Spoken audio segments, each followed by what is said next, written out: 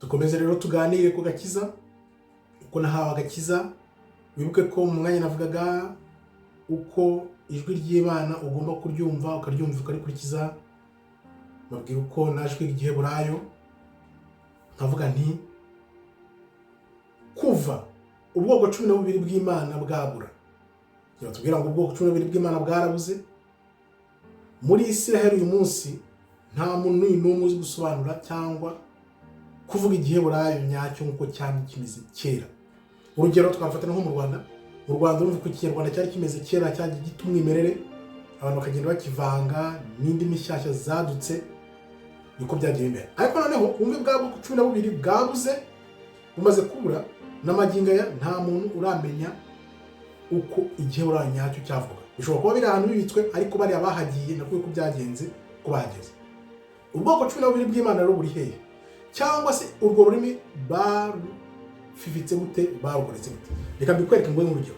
Izi ni za nyuguti z'igiheburayo nakweretse. Ubundi inyuguti z'igiheburayo ni 22.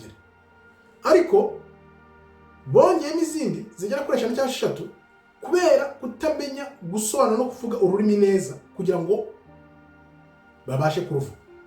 Ndavuga iki hano? Sobanuye iki? Bari abantu bari muri Isiraheli bahageze mu 1948. Bari bavuye muri Burayi bwa za Polonye, mu Burusiya, hariya biriya bihugu byose bicamikiye kuri za Polonye hari hafi n'Uburusiya. Niho baje bava, bari mu gihugu bitaga Kazari. Kazari cyari igihugu kera, cyari gikomeye, cyakoraga intambara ibihugu bicyegereye, cyane cyane Uburusiya. Niyo ntambara yanyu urebye bakoze, baratsindwa. Bamaze gutsindwa bajya mu Budage, barahatura, barahaba, bakora ubukungu ko bari bashishikajwe no gukora ibintu by'ubukungu cyane. Aribwo bagiye bagira ifaranga rikomeye cyane mu Budage, noneho bicisha inzara Abadage, noneho uriya muhungu abateza intambara. Nuko yabiraye marabica, ntabwo ajya bivuga. Ariko uyu munsi reka twiganire ku igiheburayo, ururimi rw'igiheburayo n'ubwoko 12 bwagiye.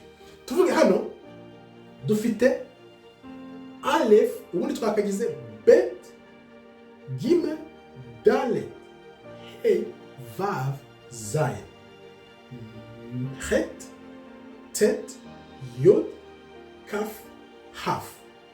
Tukaza tukagira Lamed, Mem, tukagira Nun, tukagira Samir, Ay, Pei. Rumva?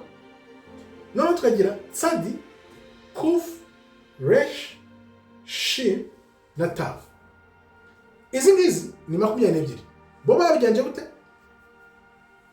Iyo inyuguti imwe muri izi irangije ijambo kwiprononsa birahinduka. Bo bafashe izi nyuguti bongeramo iyo bita ya indi Bet, bahita bayita Vav. Urumva? Bafata Fe, bayita Fe Sofit. Bafata Mem, bayita Mem Sofit. Bafata Fe, bayita Fe Sofit. Pe, bayita Pe Sofit. Tzadi, bayita Tzad Sofit. Noneho Shin, bayita Sin. Bagenda bazihindura. Nuko nguko umenya neza ko bari abantu atari bo bavuye hariya. Ururimi bafashe ibyabo bagenda babihindura. Noneho ikibazo nyamukuru twibaza uyu munsi buri bwoko 12 buri he? Sinzi ko wenda bwa mbere nkurikiye, ni bwa mbere wumvise nkubwira ko ubwoko bw'Imana bwose bwo muri Bibiliya yose nzima barabirabura. Bose barabirabura, n'ibintu twize tubikora ubushakashatsi turabisobanukirwa, turabimenya. Abantu bose muri Bibiliya barabirabura, uretse bino by'isezerano rishya bazanamo Abaroma, bakazanamo Abagereki, nyuma bino by'Abagereki nyine bazanye nyuma. Ariko bose mu isezerano rya kera bose bariya bahanuzi bakomeye, bose n'abanyuma ye, usibye ko igice cya nyuma cyakinwe n'abazungu, ariko abantu bose imbere bose barabirabura bidasubirwaho. Ni ibintu nakwereka, nasobanuriye mu mavideo menshi cyane atandukanye ku buryo ushobora kubyumva. Ururimi rero ni rwo rugenda rutwereka ko bari abantu ntago aribo bahariye. Akaba ariyo mpamvu umunsi ingingo turi kuvugaho ni ukubera iki nyuma y'ubwoko 12 bw'Imana bubuze, nta muntu urabasha gusobanura igiheburayo kubwe. Ibi nabivanye kuri rero bita Abayahudi, aho nigaga igiheburayo barabinyibwiriye, bavuga ko muri Isiraheli nta muntu n'umwe uzi gusobanura igiheburayo, nta muntu uzi kugipronounce. Kubera iki? Cyataye umwimerere. Mbese iyo ushunguye ukareba bari abantu bahagiye kugira ngo basigasire ubwoko bw'Imana n'izina ry'Imana n'izina ry'igihugu kugira ngo ritazazimira. Wibuke ko ubwoko bw'Imana 12 bwatataniye mu mpande enye z'isi, ariho Imana izagenda ibavana ituvana kugira ngo tugarure mu gihugu cy'isezerano. Akaba arizo zira ntambara za Siriya ziri kuba, kubera ko ubwoko bw'Imana nibutahukanwa, Isiraheli igomba kuzabingana kuri Mediterane ikajya kuri Efrat. Niko izabingana, izaba ari nini cyane, nini kabambi kabisa, nikizabingana. Akaba ariyo mpamvu ubona za Siriya bari kugenda bazivanamo, bazitoratora, bazivanamo. Siriya izagira igurika ivemo, buriya buhugu bundi bwegere buvemo. Akaba ariyo mpamvu ubona bashaka gukora intambara na Iran kugira ngo ingane nk'uko igomba kungana, bavuge ngo basohoje ubuhanuzi. Ariko icyo ni ikinyoma, ni umugambi wa Satani, kuko itahukanwa ry'ubwoko 12 bw'Imana rizakorwa n'Imana ubwayo, ntago ari muntu. Niko tubimenya. Urumva ngo ururimi bararugoretse, ngiki gihugu barashaka kukihutisha kugira ngo bakinganishe uko bimeze muri Bibiliya. Muri Bibiliya wibuke ko dufite imbibi z'ahantu igihugu cy'isezerano kizagomba kuba kigarukira. Akaba ariyo mpamvu ubona Benjamin Netanyahu yirirwa agenda ahantu hose yerekana iriya karita y'ukuntu igihugu kigomba kuzangana. Abivana muri Bibiliya, noneho bo bagashaka kubikora bihuse kugira ngo batanguranwe, ngo batange Imana, none Imana itabisoza kugira ngo bigaragarire buri muntu wese. Satani iteka agenda ashaka kugenda imbere y'ibihe, ariko agasanga Imana iri ku bihe. Niko rero bagongwa n'urwo rukuta rw'Imana, yuko Imana nyine iri hose, iri ku gihe. Ntawe ushobora kugenda imbere y'igihe kandi Imana iri ku gihe. Bwa bwoko 12 rero buri hehe? Hari Yuda bariya birabura bari muri Amerika, nibwo bwoko bwa Yuda. N'ubundi bwoko 10 bwaburiye he? Bwaburiye muri Afurika. Baryamye muri Afurika, wasanga nawe uri muri ubwo bwoko 10 bwaburiye muri Afurika. Rero gahunda bafite ni iyihe? Ni ukugira ngo bafate abantu bari kugenda muri Isiraheli uyu munsi, babajyane, niyo bamara kubajyana bavuga ngo ryasezerano Imana yavuze ngiri rirashoje. No, ntago ari byo. N'abandi basenga ibigirwamana batazi ngo bari gusenga Imana, kumbi atari Imana. Niyo mpamvu abantu bavuga ngo barasenga bakora ibintu byose Imana ntiyumve. Wibuke hari cyanditswe neza kuvuga ubushize, muri iyo minsi ya nyuma abantu kubera ko banze guhitamo Imana nyamana, bakajya ku mana z'impimbano, bakajya kuyirwamana, Imana bazasenga niba bazabaruga gute ntago izabumva. Nyongera bimenyera ko naje mu kuri ngenda gucengerera kumenya, nzi neza ko ibihe bizaza abantu bagashakisha Imana ikavuga ati no simbazi, kuko bakurikiye ibigirwamana. Ibyo basenga abantu bose basenga uyu munsi basenga ibigirwamana batabizi. Iyo bizi video nyinshi genda bisobanura uko bimeze, wazireba ukareba uko bimeze. Ubwo 12 rero nimara gutahukanwa, nibwo Imana izongera kuduha za mfu zayikoresha umwuka wayo, iduha ururimi, itwera Imana iri hagati yacu, tuba abantu bayo nayo Imana yacu. Uyu munsi turi munsi ya Satani, nubwo nakubwira ngo turi munsi ya Satani gute. Nabigusobanuriye muri video navuze y'ubushize, aho nasobanuraga iby'ubwami ko bimeze, uko Adamu yataye ubutware byagenze gute. Imana yashyizeho Adamu na Eva, bashyira hano, ibaha gahunda yo kujya mbere. Noneho Adamu amaze kurya rwa rubuto, ibyo byose bivanwa mu kwiga Igiheburayo, nta hantu wabimva mu nsengero. Adamu amaze kurya rwa rubuto, we niba baremeze gutya Imana yabaremye bagomba kuzamuka bakagenda bakajya mbere.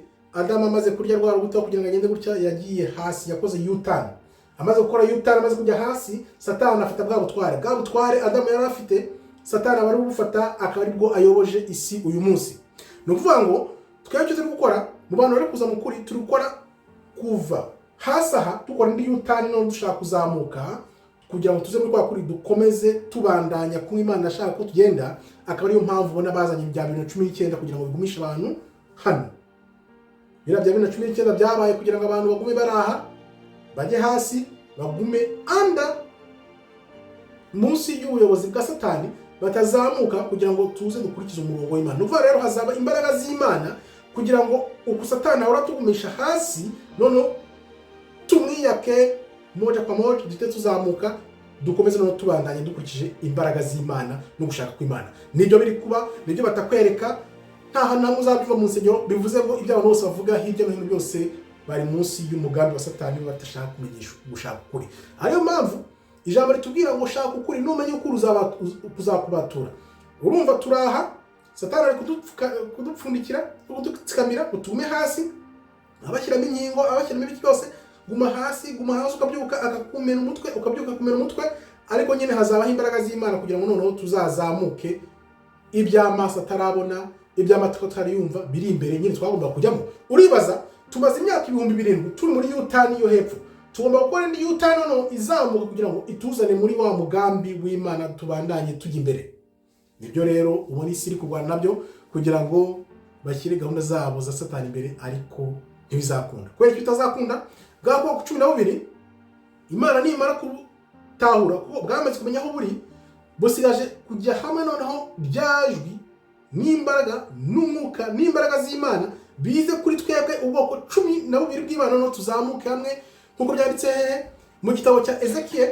Wibuke muri Ezekiel haranditse ngo inkoni ebyiri zigomba kuzaza mu kuboko kw'Imana zigakora inkoni imwe. Yuda n'ubwoko 10 bwaburiye muri Afrika. Urumva ko abirabura muri Amerika nibatangiye kuvuga ngo batangiye gusohoka muri Amerika, nicyo kimenyetso gikomeye kizerekana yuko ubwoko bw'Imana cyagiye cyageze kugira ngo bwa bwoko 12 bwabuze buze hamwe na none bongere gukora inkoni nimwe mu kuboko kw'Imana no tuve muri ya yutani twakoze tujya hepfo, dukora indi yutani dute tuza noneho dukora ugushaka kw'Imana, ariko tuzasubira mu butware akaba ari byo barwana nabyo. Ngayo gukorera n'umutarubizi bimenye, ushakishe mu zindi video ko nagiye bisobanura neza, noneho umenye icyo Satani ahanganye nacyo nuko Imana izamuvana mu nzira ikongera ikatwibika ikadubutware. Murakoze rero, Imana ikomeze ibarinde. Shalom, shalom, shalom. Todahaba, Tov Meyod.